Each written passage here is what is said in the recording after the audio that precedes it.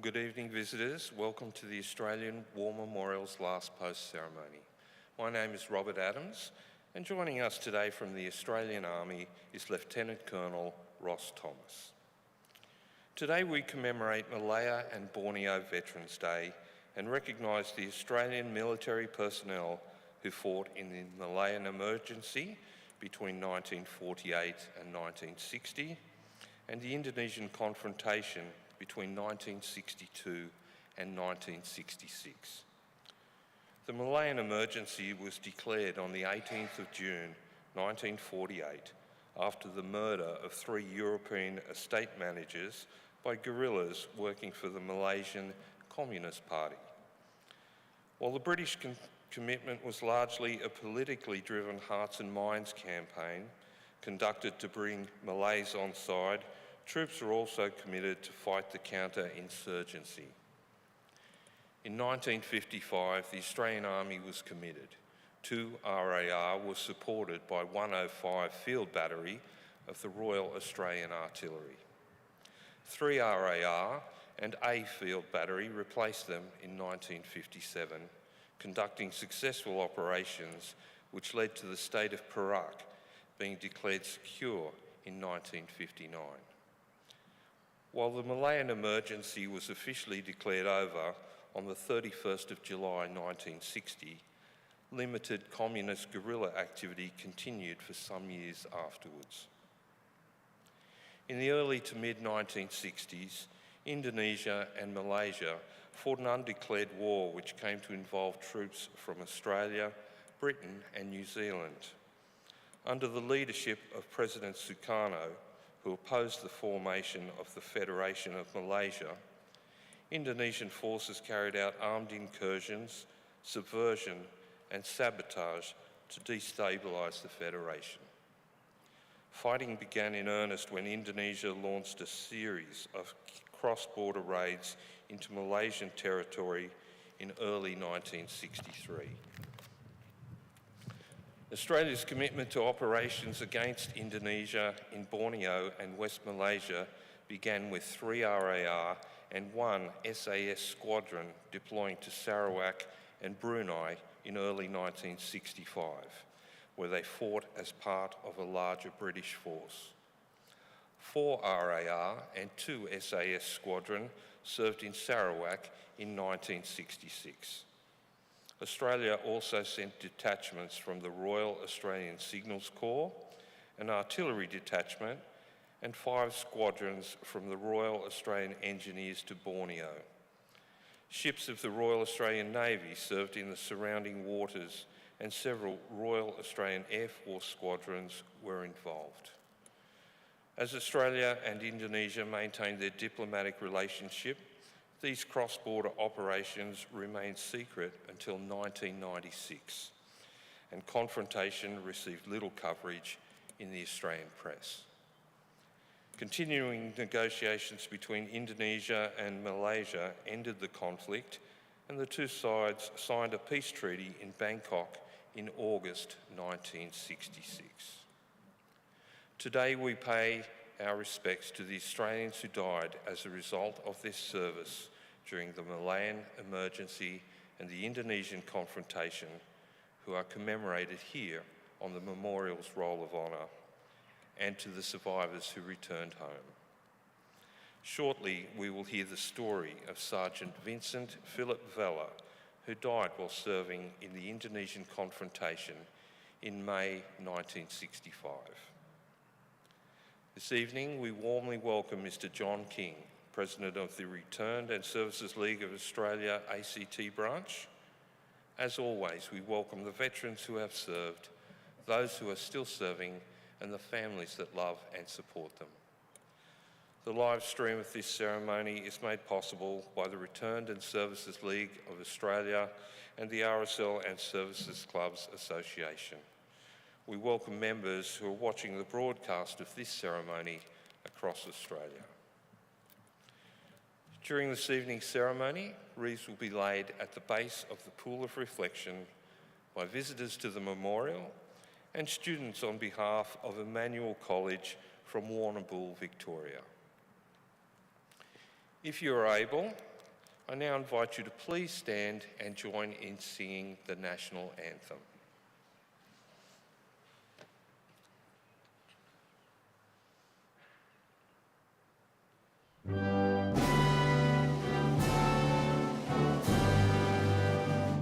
Australians, oh, let us rejoice, for we are one and free.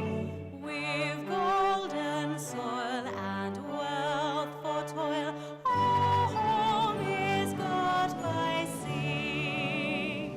Our land abounds in nature's gifts of beauty, rich and rare.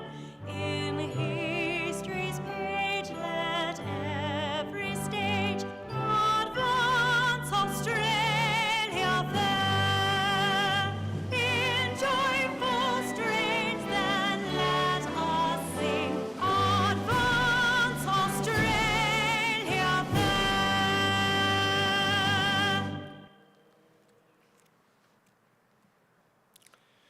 The Australian War Memorial was the vision of Charles Bean, Australia's First World War official historian.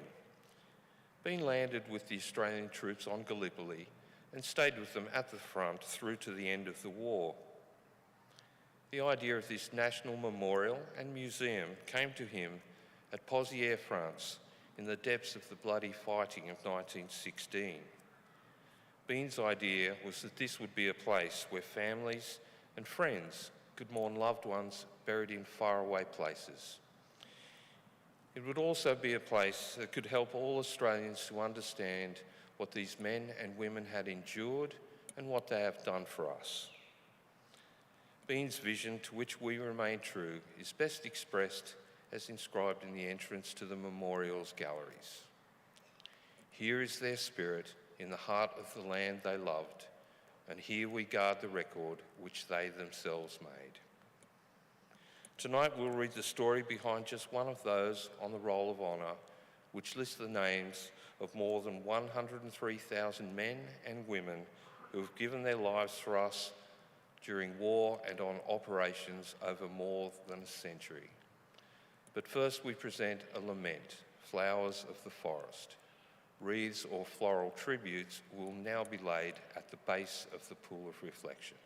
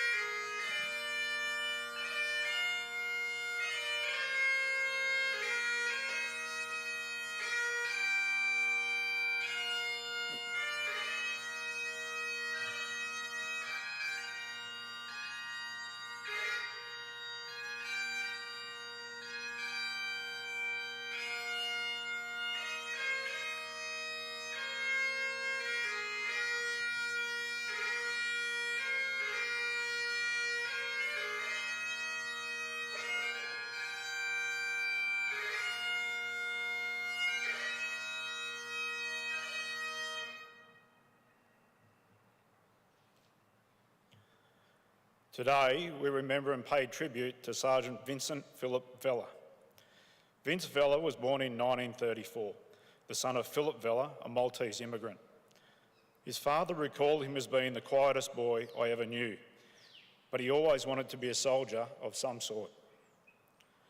At the end of the Second World War, the Vella family was living in Queenstown, Tasmania. On hearing news of the war's end, Vince flew his father's flag collection, 36 in total, in celebration. Aged 18, Vella joined the Australian Regular Army in Hobart in 1950. During his service, he met Marjorie Claire Harris and they began a relationship. They were married in Victoria in 1955. By 1963, Vella was serving with the 3rd Battalion, the Royal Australian Regiment, then based at Enoggera, Queensland. In July and August that year, the battalion was airlifted to Malaysia and took over from 2RAR at Terendak. This move included families for those members who were married. This was as a result of Australia's ongoing commitment to Malaysia's security, following that nation's independence in 1957. The deployment was also to provide a deterrent against increasing aggression by communist forces in Southeast Asia. Indonesia had, since late 1962, been actively involved in fomenting rebellions in Malaysian territory in a bid to destabilise efforts to create a federated Malaysia. In January 1963, Indonesia's Foreign Minister Subandrio used the term Confrontation to describe Indonesia's policy towards Malaysia. Indonesian armed forces began infiltration operations into Malaysian territory soon after, and Britain responded by sending forces to Sarawak and Sabah to protect the long border with Indonesia there. After an initial reluctance to commit ground forces, the Australian government publicly announced in February 1965 that 3RAR and an SAS squadron were to be sent to Sarawak and Brunei respectively to take part in clandestine operations against Indonesian forces in Kalimantan that were known as Claret operations. These operations were designed to disrupt efforts by Indonesian forces to infiltrate into Malaysia. 3RAR began preparations for their deployment to Sarawak, Borneo on the 13th of February and began taking over their area of operations from the 1st 7th Gurkha Rifles in mid-March. Vella was part of 3RAR's advance party that arrived in Sarawak on the 9th of March. While he remained in Kuching, Alpha Company, which was part of the initial deployment, was sent straight to a forward base at Stas, close to the Sarawak-Kalimantan border. Once in place, patrolling began almost immediately. The other companies of 3RAR arrived in Sarawak during the morning of the 23rd of March and formally took over their area of operations from the Gurkhas they were replacing. That afternoon, 3 Platoon was patrolling near the Sarawak-Kalimantan border when a mine incident occurred. The acting platoon commander, Sergeant Reg Whelan, was killed instantly, and Muda Anak Jalai, a local IBAN tracker, died from his wounds soon after. 3 others were wounded. It was a brutal introduction to an undeclared war for the Australians, and their sense of unease was only compounded when several more mines were located during a search of their immediate area. Sergeant Vince Vella replaced his good friend Reg Whelan as acting platoon commander of 3 Platoon, and the patrols continued apace. On the 17th of May, 3 Platoon was on a reconnaissance patrol near the Sarawak-Kalimantan border when a second mine incident took place. Private Larry Downs tripped a concealed mine and was killed instantly when it exploded. Also killed was Sergeant Vince Vella, who was only an hour away from being flown back to Kuching. It was a devastating blow to the platoon, which had already borne the brunt of the previous mine incident. Vella's remains were returned to Terendak, where he was cremated following a funeral with full military honours. After attending both services, Marjorie returned to Australia with her husband's ashes. Today, he is commemorated in the Victorian Garden of Remembrance in the Springvale Botanical Cemetery. Sergeant Vella's photograph is displayed today by the Pool of Reflection. The self-loading rifle carried by Private Larry Downs at the time of the mine incident is displayed in the Indonesian Confrontation Gallery. Vella's name is listed on the Roll of Honour to my left, among 22 other Australians who died as a result of their service during the Indonesian Confrontation. This is but one of the many stories of service and sacrifice told here at the Australian War Memorial. We now remember Sergeant Vincent Phillip Vella, who gave his life for us, for our freedoms, and in the hope of a better world.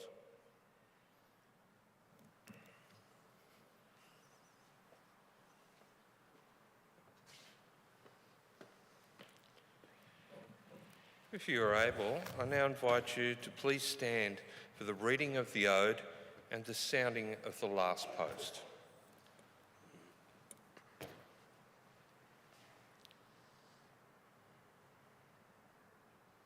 They shall grow not old, as we that are left grow old. Age shall not weary them, nor the years condemn. At the going down of the sun and in the morning, we will remember them. We will remember them.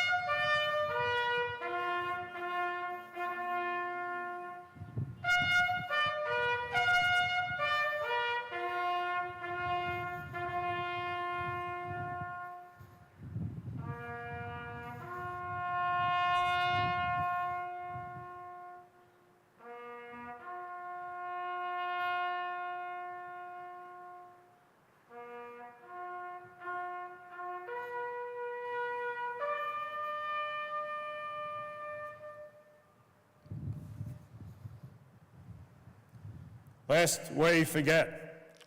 Lest we forget.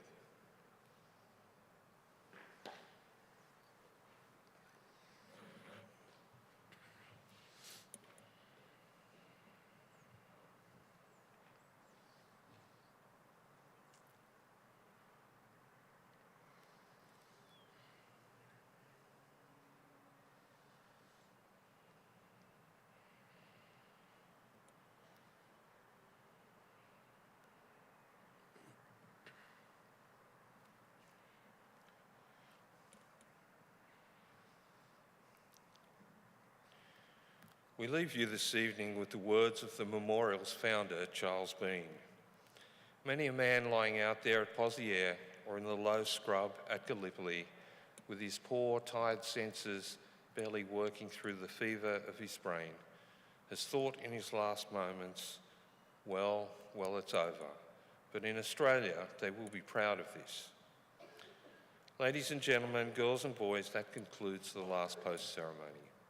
On behalf of the Director, staff and volunteers, we thank you for visiting the Australian War Memorial today and for your continued support during the Memorials Development Project. We wish you all a very pleasant evening.